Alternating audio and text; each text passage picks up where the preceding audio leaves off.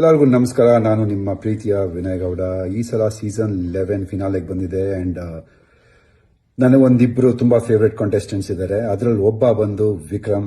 Wiki, all the best, ಗೆದ್ದು ಬಾ ಗೆಳೆಯ. ಹಾಯ್, ನಮಸ್ಕಾರ.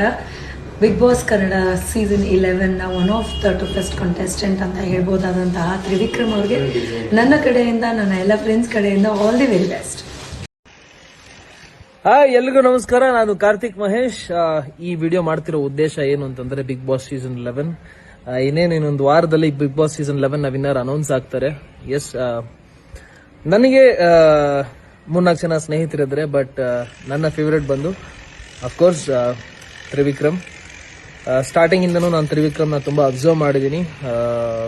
ಯಾವುದೇ ಟಾಸ್ಕಲ್ಲಿ ಆಗಿರಬಹುದು, ಪರ್ಸನಾಲಿಟಿ ವೈಸ್ ಆಗಿರ್ಬೋದು, ಯಾವುದೇ ಆಕ್ಟಿವಿಟಿಲಿ ಆಗಿರಬಹುದು, ಎಲ್ಲೆಲ್ಲಿ ಅವಶ್ಯಕತೆ ಇದೆಯೋ ಅಲ್ಲೆಲ್ಲ ಅಗತ್ಯವಾಗಿ ಅವನು ತನ್ನ ವಾಯ್ಸ್ ರೇಸ್ ಮಾಡಿದ್ದಾನೆ. ಅಂಡ್ ನಿಮ್ಮೆಲ್ಲ ಹತ್ರನೂ ಟಾಸ್ಕ್ ಮಾಸ್ಟರ್ ಅಂತ ಅನ್ಸ್ಕೊಂಡಿದ್ದಾನೆ.